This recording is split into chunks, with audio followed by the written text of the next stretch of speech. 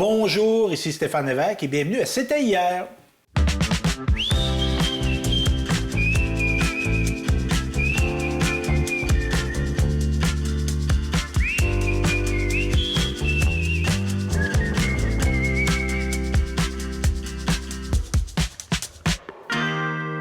Aujourd'hui, à C'était hier, on reçoit Yves Godette, qui a été impliqué dans le patrimoine de Bécancour, un photographe qui se qualifie d'amateur, mais moi que je dirais qu'il est proche d'être professionnel, et surtout un amant d'histoire. Bonjour Yves, vous allez bien? Oui, je vais très bien. Oui. Il y a des gens qui vont se dire, mais ça, je le connais, lui.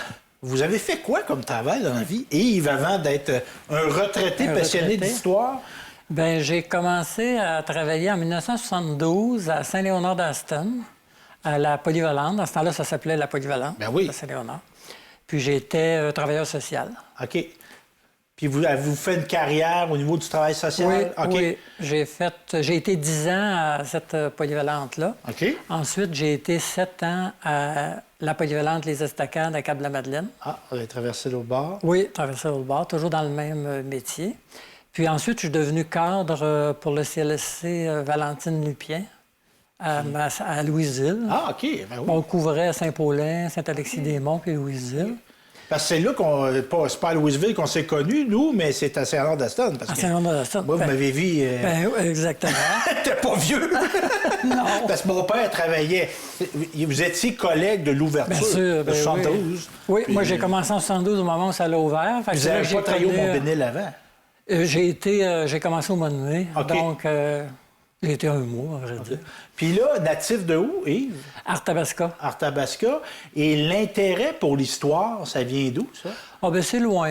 Dans le temps que je faisais mes études, là, je me suis toujours un peu intéressé, mais j'ai jamais pensé que je pouvais faire une carrière, là, que je pouvais être historien.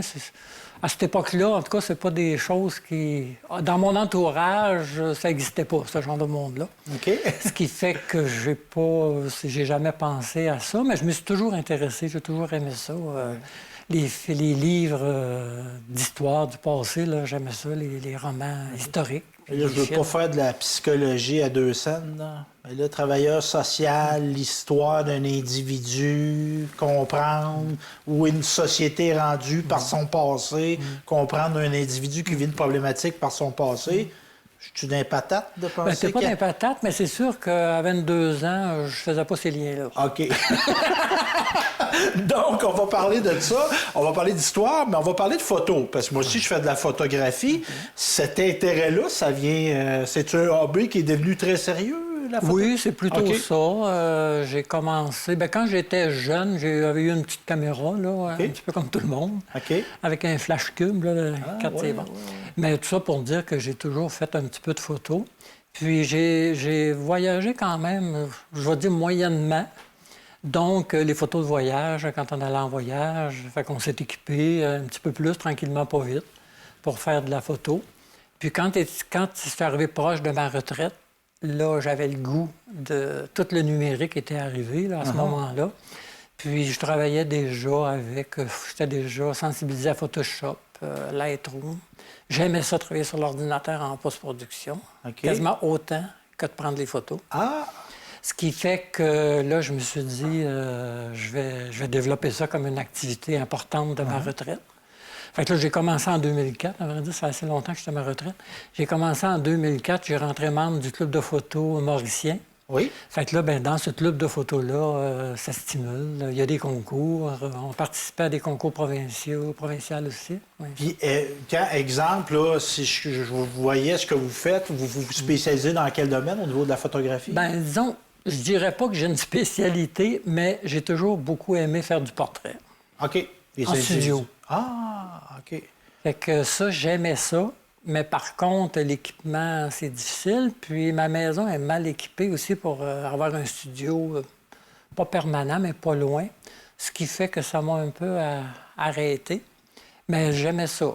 À l'intérieur du club de photo, on avait des ateliers de photos où on pouvait monter... il y avait de monter, mettons, 4 studios avec des éclairages différents. Okay. Puis avec des modèles qui étaient souvent les enfants, les membres du club. Ah, ben oui. Fait que des jeunes filles, des fois de 16-17 ans, les garçons.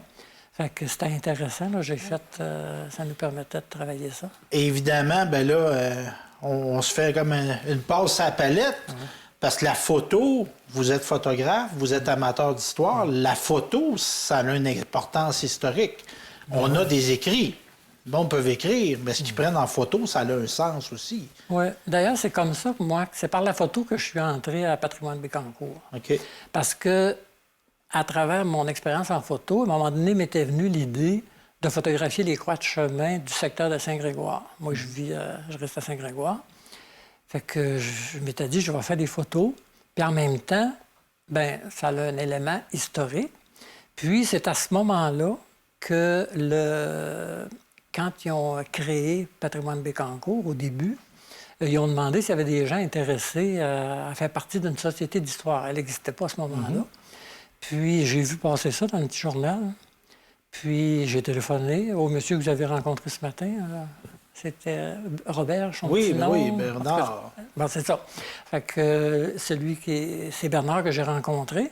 Puis je me souviens que je lui avais expliqué ça, que dans le fond, moi, je faisais des photos, puis que ça m'intéresserait, cette partie-là, reliée à l'histoire des photos, puis ça. Fait que c'était un peu comme ça que je me suis impliqué dans Patrimoine Bécancour. Puis on va y venir aux croix de chemin, mais juste avant ça, dans le fond, votre présence, puis évidemment, vous avez des collègues qui ont participé, mais votre présence va faire en sorte qu'on va développer des archives photographiques. Oui. Qu'est-ce qu'on va faire systématiquement? Bon, ce qu'on a créé, on a appelé ça un répertoire d'images numériques. Okay. On a employé le mot image plutôt que photo parce que souvent, ça peut être des cartes postales, ça peut être des plans de certaines choses, des affiches. Puis aussi, on pouvait prendre ça soit dans le journal, sur Facebook, à différents endroits aussi. Fait qu'on n'a pas tout le temps... C'est pour ça qu'on a décidé d'appeler ça « image ». Mais en réalité, c'est des photos anciennes. Donc, c'est un répertoire de photos anciennes de la ville de Bécancour. Donc, des 6 secteurs qu'on a mis sur notre site Web. Que j'ai été consulté d'ailleurs, que c'est très bien organisé, des mots-clés. C'est ça, on peut chercher par thématique. Exact. Parce que l'idée, c'est vraiment de rendre disponibles les photos anciennes à l'ensemble de la population. Dans le fond, à Patrimoine Bécancour, c'est ça qu'on veut faire. C'est diffuser l'histoire à la population, à ses citoyens et aux gens qui en ont besoin. Donc, les vieilles photos, l'idée, c'était d'en ramasser, d'en récupérer le plus possible, de les archiver, donc dans nos archives, parce que dans nos archives, on a plus de photos que le nombre de photos qu'il y a dans le répertoire. Parce que ce ne sont pas tous des photos qui sont significatives pour les gens. Bien, j'ai une question là-dessus. Moi, qu'est-ce qui fait la pertinence d'une photo? Bien, son âge, parce que son âge, ça y fait beaucoup, parce que ça nous montre comment c'était en telle année. On voit de l'architecture, on voit des vêtements, on voit des moyens de transport, on voit toutes sortes de choses. Donc, toutes les photos, pas mal toutes les photos, ont un sens. C'est que des fois, il y a des photos qui vont nous montrer, je veux dire, je ne sais pas comment je pourrais dire, mettons un commerce qui a eu lieu, puis qu'il n'a pas duré, fait qu'on se dit, bien... OK, il y a moins de valeur. Il y a peut-être moins de valeur. OK. Parce que, puis évidemment aussi, ce qui fait la valeur d'une photo, c'est qu'on est capable de la décrire dans son contexte. Exact. On sait, exemple, qui se retrouve sur la photo, en quelle année elle a été prise, à quel endroit. Parce qu'une photo de famille devant un arbre... C'est ça, exact. On ne sait pas où est l'arbre, on ne sait pas qui est dessus. C'est ça. On peut y trouver très beau, ces gens-là, mais outre ça, il n'y aura pas de... Ça, on en a beaucoup aussi, des photos. C'est dans la catégorie des portraits. On en a beaucoup de photos de gens qui sont photographiés sur la galerie chez eux. Fait qu'on n'est pas capable d'identifier trop la maison, tout ça. Comme tu dis, ça pourrait être n'importe où. Mais comme on a le nom des personnes et l'endroit et l'adresse, la plupart du temps, bien ça devient quelque chose d'intéressant pour quelqu'un, par exemple, donner un exemple, quelqu'un qui reste à Montréal, que ses grands-parents sont de Saint-Grégoire, puis qui a entendu parler de la maison familiale à telle place, mais il ne sait pas trop c'est où. Bien, s'il va sur le site, puis qu'on a une photo de cette maison-là, puis il écrit l'adresse, s'il l'a. Il écrit le nom de son grand-père, il l'a, lui, c'est sûr. Si nous, on l'a, il est dans les mots-clés, bien, la photo va sortir. Fait qu'il se crée une... Puis ma mère avait cette habitude-là. Elle écrivait en arrière des photos. Elle marquait, puis ça se perd un peu. Oui, mais des fois, il y a des photos où on a des personnes. Des fois, on sent que ça serait bien intéressant, mais ils ne sont pas identifiés, les personnes. Puis il n'y a rien de caractéristique qui nous dit que c'est de Bécancour. Donc, on ne peut pas... Jean-Yves Doucette, qui est l'enseignant d'éducation physique qui a pris sa retraite. Vous l'avez eu comme élève. Il était élève en 72, Jean-Yves. Ah bon? Jean-Yves...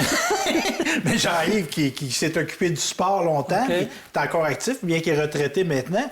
Mais lui, c'est ça, il prenait des élèves à chaque année, puis là, il faisait marquer systématiquement les noms sur chacune des photos de sport. Fait que moi, j'ai fait un livre sur le sport, puis j'ai trouvé ça... C'est utile, hein? 20 ans après, il n'y avait peut-être jamais vu d'utilisation, mais moi, j'étais content quand j'ai écrit un livre sur le sport à l'école. Parce qu'on a des photos, par exemple, qui ont été prises en 1939 au couvent des Sœurs de l'Assomption à Saint-Grégoire, une photo d'élèves. Donc, ils sont dehors, photographiés dans l'escalier du couvent. Et les noms de chaque jeune de 1939 sont écrits. Ça c'est utile. Parce que les gens qui cherchent, qui font l'histoire de leur famille, puis admettons que c'est leur grand-mère, cette jeune fille-là. Cette petite fille-là, en allant sur le site de Patrimoine Bécancour, puis en écrivant le nom de sa grand-mère, la photo va sortir. Puis là, elle ressemble à ma fille. Puis c'est écrit rangée par rangée, donc elle est capable d'identifier. De gauche à droite, puis tout ça. C'est pas toujours le cas, mais c'est pas ça. Mais ça, il y a des gens, à un moment donné, qui l'ont fait en pensant au futur. Exact. Ils ont pensé au futur, puis heureusement. Et à un moment donné aussi, on a été sur la route prendre des photos. Étiez-vous dans ce projet-là d'aller prendre des photos de poulaillers, de granges, de... Non. OK. Mais on le fait pour des bâtiments qui étaient en voie de... pour le petit patrimoine qu'on appelait. Mais quand on dit petit patrimoine, c'est pas un peu péjoratif? Non. C'est-à-dire que c'est le nom qu'on donne. Dans le fond, c'est tous les bâtiments qui ne sont pas la maison principale. OK. Donc le garage, la laiterie, la porcherie, le poulailler, la grange, les silos. Ah, ben oui. Parce qu'il y en a un encore ici à Saint-Grégoire. Non, il est à Précieux-Sang. Un silo tout en bardeau de bois. C'est rare, là. Il y en a un restant un debout. Puis c'est bien qu'on les prenne en photo parce que ça se pourrait. Parce que toute la grange, il n'y est plus maintenant. Mais le silo est resté. J'espère que le monsieur va le conserver. Fait que là, on a parlé de petit patrimoine. Puis je sais pas un reproche, là, mais je trouvais que le gars qui l'a fait, le poulailler, c'était de la grosse ouvrage. C'était pas de la petite ouvrage. Donc, votre entrée à Patrimoine Bécancour, c'était versus les croix de chemin. Vous vouliez faire un répertoire, prendre en photographie ces croix de chemin-là. Pourquoi ce sujet-là, des croix de chemin? Ça, c'est un peu un hasard, parce que c'est comme si, quand on est photographe, des fois, on cherche des thèmes, un projet à réaliser. Puis, je pense que ça s'est passé quand je suis allé chez mes beaux-parents, où il y avait un très beau livre sur les croix de chemin de la province de Québec. Ça avait été publié en 2004, ça. Puis, je trouvais ça beau, la manière dont le livre était fait et la manière dont les croix étaient photographiées aussi. Puis, ça m'a donné l'idée, je pense que ça est venu de là, ça m'a donné l'idée, je pourrais photographier les croix de Saint-Grégoire. Ça va me faire sortir, ça va me faire des photos. Puis, à ce moment-là, j'avais l'idée aussi d'avoir l'histoire de chacune de ces croix-là. Pourquoi cet emplacement-là? Qui l'a érigé? Qui s'en occupe maintenant? Exact. Mais ça, j'y ai renoncé parce que les gens qui ont les croix, ils ne savent pas eux-mêmes. OK. Il y a quelque chose d'intéressant aussi là-dedans. Qui a fait ça? C'est là. C'est ça. Il y en a qui sont très bien entretenus. Des fois, on ne sait pas c'est qui s'occupe de ça. Là, c'est surtout... nous autres, dans notre région, c'est beaucoup les chevaliers de colons. Ah, OK. Je les en remercie en passant s'il y en a qui écoutent, qui m'écoutent. Parce que c'est pas nécessairement le propriétaire où la croix est. Les chevaliers de colons se sont donnés un peu comme mandat de les entretenir et de les sauver. OK. Je ne sais pas à quel moment, parce que moi, je ne suis pas chevalier de colon, je n'ai jamais été dans ce mouvement-là. Mais ils se sont donné ce mandat-là, puis ils ont rencontré à ce moment-là les propriétaires des croix. Mais comme c'est les chevaliers de colon, c'est des gens de la place aussi qui sont assez âgés, donc ils savent. Ils sont réseautés. Ils savent c'est qui le propriétaire. Fait qu'ils se sont organisés souvent avec les propriétaires, leur ont demandé la permission s'ils pouvaient les entretenir. Donc, ils les ont peinturés, les ont rénovés. Fait que c'est eux autres qui fournissaient les fonds. À des endroits où il n'y en avait pas, où il y en avait déjà eu, mais qu'il n'y en avait plus, comme je pense à Saint-Grégoire, dans le Rang-Forêt, ils ont demandé à un monsieur s'il était prêt à construire la croix qui y paierait. Fait que ce monsieur-là était très, très habile de ses mains, de sorte qu'effectivement, c'est lui qui l'a fait. Là, il était très religieux aussi. Fait que c'est lui qui l'a fait, la croix, sur son terrain. Puis c'est les chevaliers de colon qui ont payé le bois, puis qui ont payé la peinture. Parce que c'est de la... Comment dire? C'est une dévotion, mais moi, j'appelle ça une dévotion populaire. Exact. C'était très artisanal. Oui. Le diocèse n'avait pas son mot à dire là-dedans. Non. Si on voulait ériger une croix, on l'érigeait. On l'érigeait. Il fallait qu'elle soit bénie, par exemple. Elle était toujours, okay. Ça, c'était bien important, elle était toujours bénie par le curé ou le vicaire. Okay. La place. OK. Mais effectivement, non, il n'y avait aucune permission à demander. C'était vraiment une foi, les gens qui avaient la foi. D'ailleurs, il disait, justement, dans le livre que je te parlais tout à l'heure, que quand ils ont développé... tu sais, les rangs, ça s'est développé à partir du fleuve en montant, hein? 1 mille de distance, de sorte que quand tu t'éloignais de ton église, bien, à cheval, là, puis pas de rue à moitié, tu pouvais pas y aller à l'église. Fait que comme les gens étaient très croyants, puis c'était très important, bien, souvent, ils se mettaient une croix. Ça devenait l'endroit où ils allaient faire leur prière, parce qu'ils ne pouvaient pas aller à l'église tous les dimanches. Donc, on pouvait se rassembler là, les familles durant. Les familles durant. On se faisait un petit autour. office. Il n'y avait pas de curé, mais on se faisait un moment de recueillement. C'est ça. Puis, exemple, les fermiers. Dans ce temps-là, on disait des fermiers. Agriculteurs, c'est synonyme. À un moment donné, le fermier qui retourne à la maison, est-ce qu'il arrêtait ou il enlevait son... Il paraît que c'était comme ça, que les gens, quand ils passaient, mais là, ça doit être... On doit reculer pas mal loin, là, parce que moi, j'ai jamais vu ça. Mais il faut dire que je n'ai pas été élevé en campagne non plus. Mais on levait son chapeau. Dans la lecture de ce qu'on fait, c'est ça. Puis il y a même une petite anecdote, je ne sais pas si tu n'as peut-être pas de temps, je sais pas. Bien, on a du temps, on a toute la journée.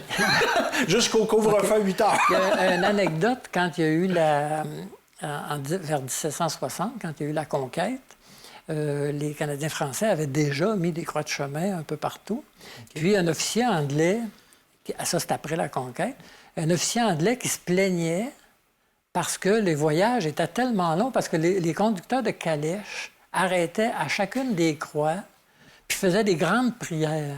Puis là, ça retardait le voyage. Fait qu'il y a un officier anglais qui a écrit ça dans ses mémoires, que bien qu'eux autres n'étaient pas tellement dévots, ils comprenaient que les gens pouvaient l'être, mais que franchement, c'était exagéré. Trop, c'était comme passé. Fait que quelqu'un qui a dit le commentaire, bien peut-être qu'il faisait exprès, le conducteur, pour retarder à cette période. Il disait, l'anglais, c'est une petite anecdote que j'ai lue. Mais est-ce qu'il y avait, puis c'est peut-être une question qui sort de nulle part, mais est-ce qu'il y avait une fonction de signalisation? C'était-tu une manière de marquer une distance, de marquer un lieu? Non, ça, j'ai pas lu ça. C'était vraiment religieux? Oui, c'était donné un sens? C'était religieux. Puis le mois de Marie, surtout. Même moi, quand j'étais jeune, au mois de Marie, là, si on était capable, on allait prier à tous les soirs. Là, nous autres, c'était une grotte qu'il y avait. Oui, bien, j'allais dire ça. C'était un autre... C'est ça, mais dans le temps... Quelqu'un qui faisait une grotte chez lui, qui a une statue de la Sainte Vierge, encore là, c'était une manière d'exprimer sa foi. Ça. Exact. Puis même moi, quand je suis arrivé, je reste dans le chemin Thibodeau, en 1979, il y a 3 croix de chemin dans le rang où je reste. J'ai eu connaissance qu'au mois de mai, il y a des rassemblements autour d'une croix. OK. Fait qu'on est en 79. oui. Ben moi, ma mère m'a déjà amené prier à la grotte de madame, je ne me rappelle pas du nom, là, mais j'ai mal tourné pareil. Là, On n'aimait pas tellement ça. Nous autres, tous les soirs, vous allez faire la prière à la Mais il y a des styles de croix, de chemin. Oui. Ils sont pas tous pareils, puis c'est pas un hasard. Faites-vous, là, vous m'avez préparé des notes, c'est gentil, M. Yves, il m'a préparé des notes. Je vais vous parler de secteur Bécancour. On a une croix de chemin, carrefour de l'avenue Nicolas-Perrault et de la rue des Îlets. Qu'est-ce qu'elle a de particulier, cette croix-là? Bien, elle est assez simple. OK. Dans quel sens qu'elle est simple? Bien, elle est simple, là, dans le sens que Des croix de chemin, ça peut être très, très décoré, je vais appeler. Okay. Il y en a d'autres, tu vas voir qu'au centre, ici, à l'axe de la croix, il y a toutes sortes de... Il y a des cœurs, il y a des soleils, il y a des formes géographiques. Des fois aussi, il y a des décorations chaque bout. C'est soit fini en pointu, soit fini en rond, tandis que lui est coupé carré, très, très ordinaire. Souvent, il va avoir... la seule chose qu'il y a, celui-là, c'est INRI. Ouais. C'est la seule chose qu'il y a. Puis, il y a des croix qui a un Christ qui est sculpté en bois. Ça s'appelle un calvaire à ce moment-là. Comme qu'on retrouve dans les églises. C'est ça. Du moment qu'il y a un Christ qui est sculpté en bois, ça s'appelle plus une croix de chemin, ça s'appelle un calvaire. Ah, de là, c'est une nuance. Ah, ouais, ce juron-là a une origine quelque part. Ouais. Puis souvent, dans notre région, les croix, en général, sont simples. Tous ceux que j'ai photographiés, les 21, là, sont simples. Mais il y a des régions là, où il y a des échelles, il y a des lances, il y a des cœurs, il y a des...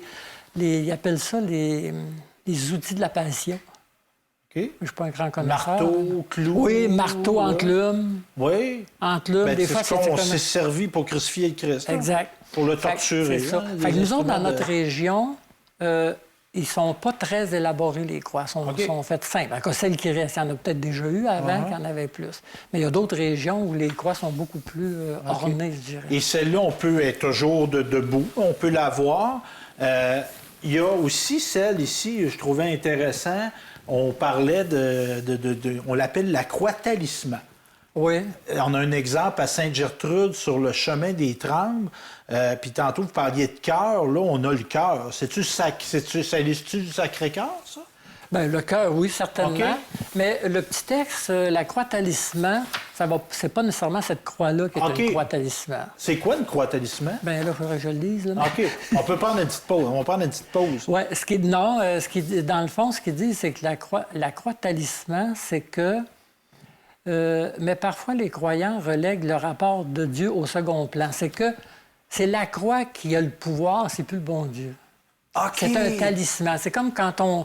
en Afrique, on voit ça, plus des talismans, là, des gris-gris qui appellent, qu'on porte dans le cou. Ou nous autres, quand on était jeunes, on portait des médailles ou des affaires, comme donc, ça. Donc, on va... Comment on appelle ça? C'est Objectifier la religion. C'est ça. La croix, l'objet... devient un talisman. C'est-à-dire que c'est l'objet qui a le pouvoir d'intercéder dans ce que je demande. On se fait... Je veux que les moissons soient bonnes. Je viens que j'ai plus confiance. C'est pas que j'ai plus confiance à la croix, mais c'est la croix qui a le pouvoir de Dieu. On se fait des veaux d'or un peu. Oui, on se crée. Puis, tu sais, quand on va parler, je voyais un documentaire sur comme les objets reliés au Christ, là, tu sais, des morceaux de croix, des morceaux du suaire, des morceaux de clous, puis tout ça, que là, tu touches à ça, puis là, ça...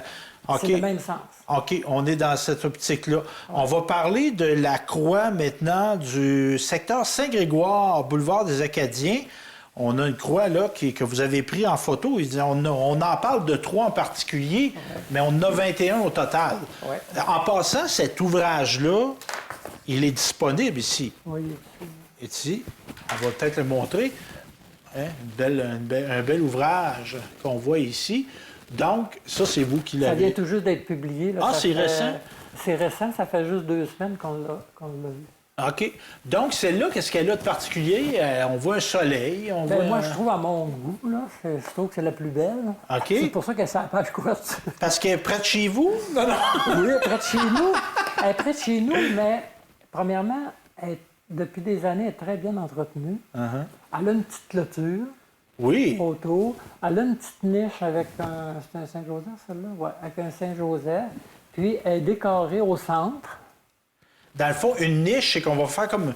Bien, j'ai le mot cabane. Là. C'est peut-être pas très gentil, là, mais on fait une petite cabane puis on met une statue dedans. Des fois, des statues de la Sainte Vierge. OK. Il y en a une dans Précieux Sang, qui a une statue de la Sainte Vierge. OK.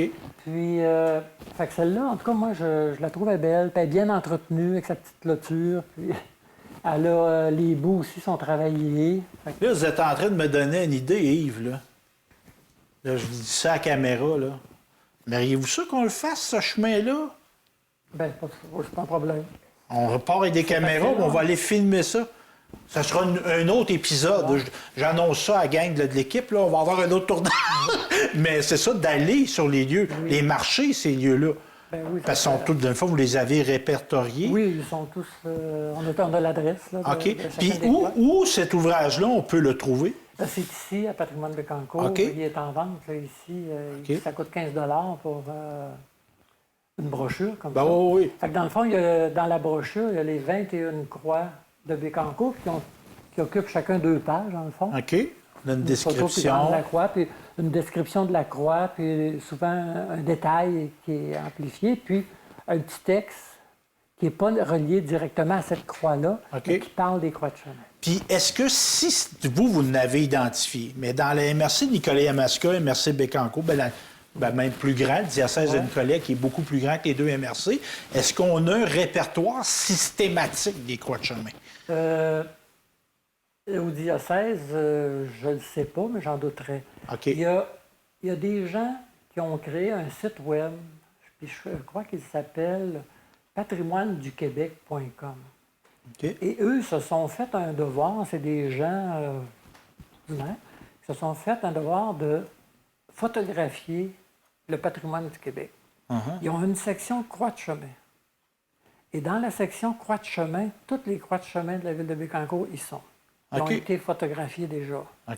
Moi, c'est comme ça, entre autres, c'est par eux que j'ai obtenu à quel endroit étaient les croix de chemin. Ben oui. Parce que je savais toutes celles de Saint-Grégoire, parce que je les avais faites.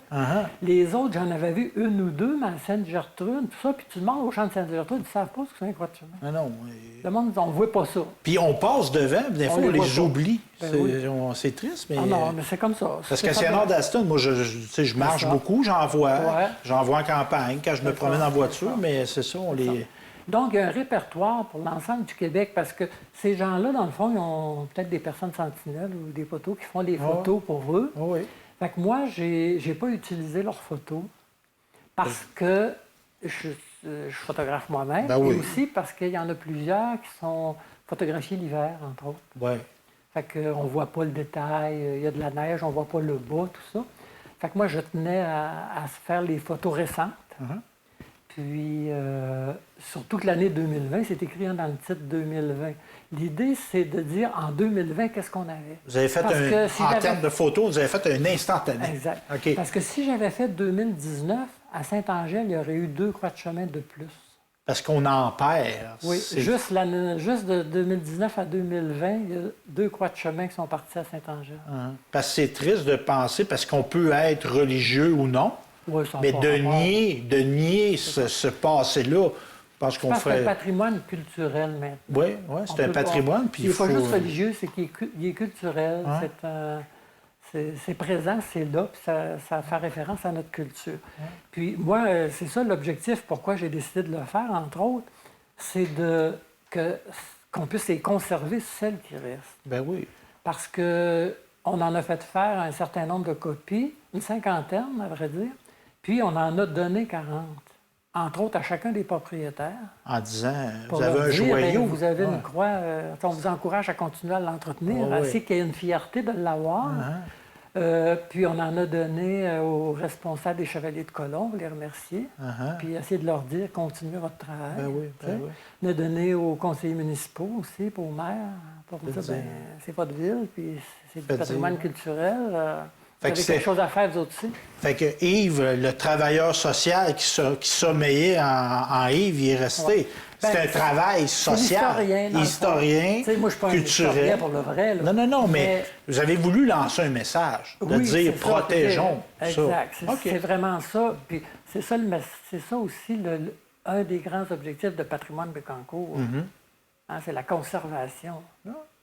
Autant au niveau des archives que des photos que des patrimoines bâtis. Bien, merci. Vous avez fait œuvre, M. Yves, puis on conclut là-dessus et on se dit à la prochaine de C'était hier.